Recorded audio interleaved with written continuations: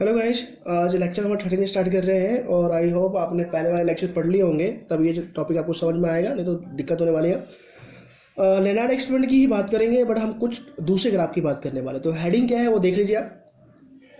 विद्युत विभव तथा प्रकाश विद्युत धारा के मध्य संबंध या फिर ग्राफ। इस टॉपिक में हमने क्या किया है कि हमने एक धातु लिया हुआ है। ये धातु है वो कैथोड ही है। कैथोड को हम इस फॉर्म में दिखा रहे हैं, बट लेनार्ड एक्सपेरिमेंट जानते हो कैथोड कैसा होता है। तो हमने कैथोड दिखा रखा है, ये धातु है। एक्चुअली ये जो धातु है वो आपका वही वाला पुराना डायग्राम है कि ये कैथोड है, यहाँ पे जो धातु लगा उसी धातु की हम बात कर रहे हैं, और ये एक लाइट सोर्स है। ठीक है, तो हमने क्या किया कि ये एक धातु है और इसमें बहुत सारे परमाणु बंधित इलेक्ट्रॉन मुक्त इलेक्ट्रॉन है, और ये एक प्रकाश स्रोत है। हमने माना है कि प्रकाश स्रोत जो है उसकी शक्ति कितनी है, 5 वॉट है। मीन्स पिछले लेक्चर के अकॉर्डिंग हमने ये मान लिया है कि 1 वॉट इक्वल टू 1 फोटोन पर सेकेंड। अर्थात किसी प्रकाश स्रोत की यदि शक्ति अगर 1 वाट है तो उसका मतलब है 1 सेकेंड में वो 1 फोटोन उत्सर्जित कर रहा है, ऐसा माना जा रहा है। हम कंसीडर कर रहे हैं, ऐसा होता नहीं है बट कंसीडर कर रहे हैं। और प्रत्येक फोटोन की आवृत्ति x है, जिससे कि हम हर फोटोन की जो ऊर्जा होगी वो कितनी होगी, बराबर होगी। और हमने मान लिया कि जो ये प्रकाश स्रोत ऊर्जा उत्सर्जित कर रहा है, फोटोन उत्सर्जित कर रहा है, उसके प्रत्येक फोटोन की ऊर्जा कितनी है, 8 जूल है। अब ये इस पर आपतित होंगे। हम सिर्फ 5 फोटोन की बात कर रहे हैं क्योंकि 5 वॉट ले रखा है और 1 वॉट इक्वल टू 1 सेकेंड ले रहे हैं, 1 फोटोन पर सेकेंड ले रहे हैं। तो हमने क्या किया, इसके एक एटम को लेके हमने स्टडी किया है। अब वो क्या है वो देखिए। हमने क्या किया, वही प्रकाश से होते हैं 5 वॉट, ये 5 फोटोन उत्सर्जित कर रहा है, और इसके एक एटम की बात करें, मान लो कि वो एटम ये है और इसमें अलग अलग कक्षाओं में अलग अलग इलेक्ट्रॉन होंगे। आपको पता है कि हर कक्षाओं की ऊर्जा लेवल अलग अलग होती है। तो ये ए है, बी है, सी है और डी। और हमने ये माना है कि एक कक्षा में जो इलेक्ट्रॉन है उसे निकालने के लिए आपको कितनी ऊर्जा चाहिए, 8 जूल। बी को निकालने के लिए 4 जूल, सी को निकालने के लिए 3 जूल, डी को निकालने के लिए 2 जूल, और मुक्त इलेक्ट्रॉन ई को निकालने के लिए 1 जूल है। अब जितने भी 5 फोटोन है ये अलग अलग से टकराएंगे तो सभी को कितनी ऊर्जा देंगे, तो आंसर है सभी को ऊर्जा 8 जूल देंगे। और अगर सभी को 8 जूल देंगे तो क्या जब इलेक्ट्रॉन सभी निकलेंगे तो आंसर है निकल तो सभी जाएंगे, बस उनके पास निकलने के बाद बाहर जाके जो गति करेगा उसके पास क्या ऊर्जा होगी, उस ऊर्जा की हम बात करते हैं। तो देखिए, ए को मिला कितनी ऊर्जा, 8 जूल। चाहिए कितना था बाहर निकलने के लिए, 8 जूल। कोई ऊर्जा नहीं होगी, मीन्स बाहर निकल तो जाएगा धातु से लेकिन वो ऊर्जा नहीं रखेगा अपने पास। ऐसे ही बी को चाहिए थी 4 जूल, दिया कितना हमने, 8 जूल फोटोन के थ्रू, कितना रह गया, 4 जूल। ऐसे कर करके मुक्त इलेक्ट्रॉन की बात कर ले तो मुक्त इलेक्ट्रॉन को चाहिए था 1 जूल और दिया कितना हमने, 8 जूल, तो उसके पास कितना रह गया, 7 जूल रह गया। तो अब हम इस डायग्राम की बात कर रहे हैं। डायग्राम देखिए एक चीज़ मैं पहले ही बता दूं, कई बुक में आपको ऐसा डायग्राम देने वाला है, माइक्रो एमीटर वोल्ट मीटर लगा के यहाँ पर ये दे देगा। हमने जो डायग्राम बना रखा था उस डायग्राम में हमने कुछ ऐसा बना रखा था, ये वाला सेक्शन बना रखा था। ठीक है, तो ये एक्चुअली पूरा डायग्राम क्या था, ये डायग्राम था, बट हमने ये वाला सेक्शन कई बुक में नहीं देता है, इसलिए इसको हमने हटा दिया है और ऐसा बना रखा है। तो ये बताता है कि यहाँ पर परिवर्तनशील विद्युत विभव है कि आप विभव को चेंज कर सकते हो, बट दोनों डायग्राम सेम ही होते हैं।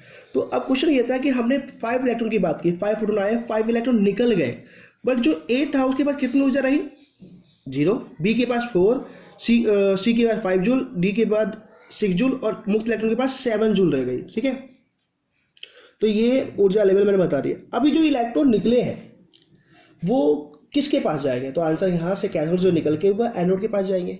तो जब एनोड के पास जाएंगे और इलेक्ट्रॉन गति करेगा तो आवेश गति कर रहा है, और आवेश गति करने के अनुसार पिछले लेक्चर के अनुसार I = Q/T धारा प्रवाहित होगी। तो उसका जो ग्राफ बनेगा ना, और यहाँ पे विभव चेंज करके हम ये ग्राफ बनाए तो उसका ग्राफ कुछ ऐसा बनता है, ये ग्राफ कुछ ऐसा बनता है। तो ये ग्राफ है। अब ये ग्राफ बना क्यों ऐसा, वही हम एक्सप्लेन करने वाले हैं। तो अब एक एक पॉइंट की बात मैं समझा रहा हूँ। एक पॉइंट देखिए, पहला जो मैंने क्वेश्चन पूछा है वो क्वेश्चन क्या है, क्या विद्युत विभव बिना लगाए धारा प्रवाहित हो सकती है। अर्थात जो परिपथ हमने बनाया है लेनार्ड एक्सपेरिमेंट में, क्या उस लेनार्ड एक्सपेरिमेंट में आप ये समझ लीजिए, ये डायग्राम में देख लीजिए अगर आपको ये बेटर समझ में आता है कि यहाँ से जो इलेक्ट्रॉन निकले हैं वो क्या, अगर मैं यहाँ पर विभव नहीं लगाऊं, धनात्मक नहीं लगाऊं, तो क्या ये इलेक्ट्रॉन यहाँ पर है वो खुद यहाँ पर जाएंगे और धारा प्रवाहित कर सकते हैं क्या। तो उसका आंसर है, देखिए मैंने क्या लिखा है कि विद्युत विभव लगाने से इलेक्ट्रॉन की गति करने के लिए गति ऊर्जा मिलती है या उसकी गति ऊर्जा बढ़ जाती है। जिनके पास गति ऊर्जा अधिक होगी उसके उसके कारण इलेक्ट्रॉन खुद एनोड तक पहुंच जाएगा एवं धारा प्रवाहित करेगा, परंतु इसका मान कम होगा। क्या कहने का मतलब है वो आप समझिए। देखिए कि जो ये इलेक्ट्रॉन था, ये जो 7 जूल वाला है, क्या इसको आगे जाने के लिए कोई ऊर्जा की आवश्यकता है? आंसर है नहीं, क्योंकि इसके पास गति ऊर्जा ऑलरेडी 7 जूल है और 7 जूल होने के कारण गति ऊर्जा आप जानते हैं फॉर्मूला क्या होता है, हाफ mv²।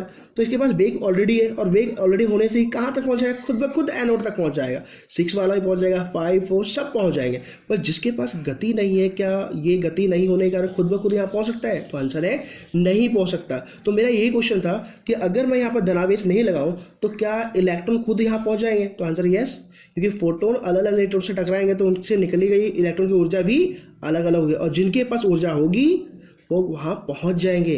तो यही आंसर है कि अगर आप विद्युत विभव नहीं लगाते तो भी कुछ इलेक्ट्रॉन यहाँ पहुँच जाएंगे और धारा प्रवाहित करेंगे। अगर ये भी पहुँचता तो धारा ज़्यादा होती, परंतु सिर्फ इतने ही पहुँच रहे हैं तो धारा का मान होगा तो सही बट कम होगा। यही इसका आंसर है, राइट।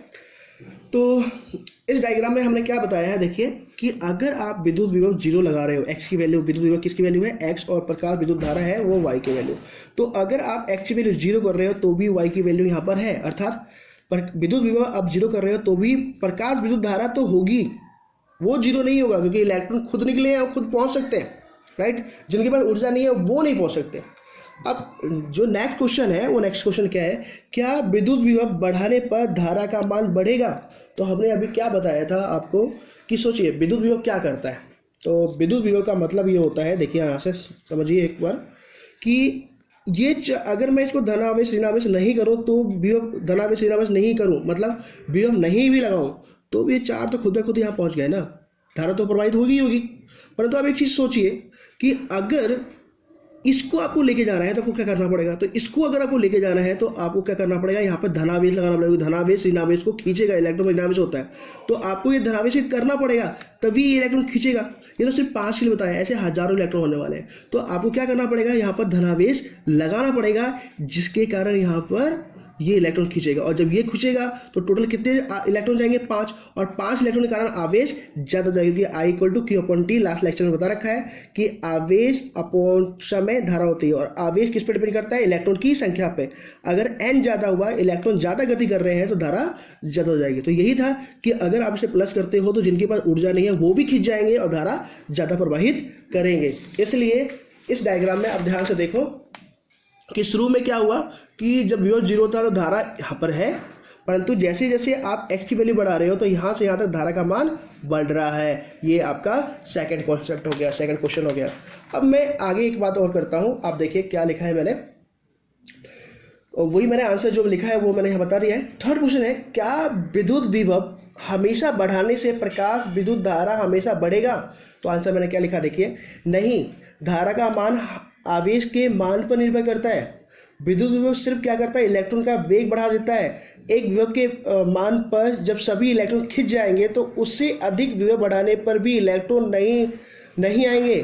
अर्थात क्या मतलब है इसका, इसका मतलब ये है, आप सोच देखिए यहाँ पर आगे नोजल डायग्राम में यूज कर रहा हूँ कि देखिए मान लो कि आपने क्या किया कि ये 4 इलेक्ट्रॉन तो खुद ही पहुँच रहे हैं, आपको इसके कारण धारा बढ़ानी है। तो आप मान लो कि आपने इसको +1 वोल्ट में कर दिया, ये नहीं खींच रहा, ये खुद ब खुद जा रहे हैं। +2 वोल्ट पे कर दिया, ये नहीं खींच रहे, ये नहीं खींच रहा, ये खुद ब खुद जा रहा है। आपने 3 वोल्ट को कर दिया, ये भी अभी तक नहीं पहुंचा, बट 4 वोल्ट करते ही ये भी आना स्टार्ट हो गया। तो 4 तो खुद भी जा रहे थे और ये भी चला गया। तो क्या सारे आवेश सारे आवेश चले गए? अगर सारे आवेश चले गए कितने वोल्ट पर, 4 वोल्ट पर, 4 वोल्ट पर इतना आकर्षण हुआ। 1 वोल्ट करने पर आकर्षण सिर्फ यहीं तक है। 2 वोल्ट करने पर 2 वोल्ट करने पर क्या हुआ, 2 वोल्ट करने पर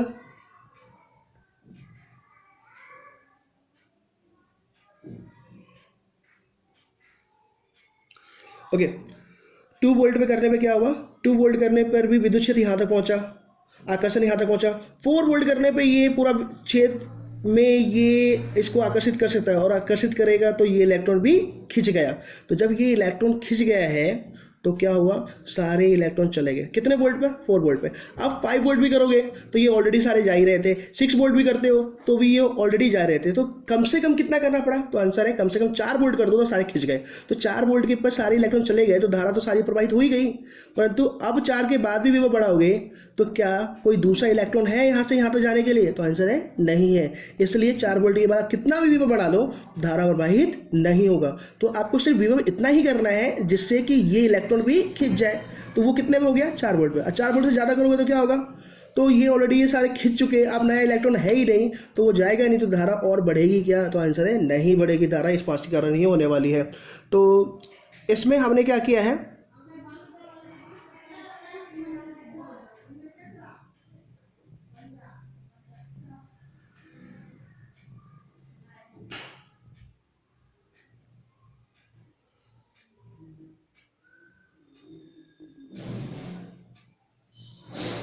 तो इसमें हमने क्या किया है फिलहाल, इसमें हमने ये किया है कि हम ये कर रहे हैं कि ये पार्ट मैंने आपको समझा दिया है। तो धारा विभव बढ़ाओगे भी तो एक लिमिट के बाद विभव नहीं बढ़ेगा। तो फिलहाल मैंने ये 3 पॉइंट आपको समझा दिया है। जो चौथा पॉइंट है वो निरोधी विभव का है, वो कॉन्सेप्ट में आपको ये वाला जो सेक्शन है वो मैं नेक्स्ट लेक्चर में आपको समझाऊंगा।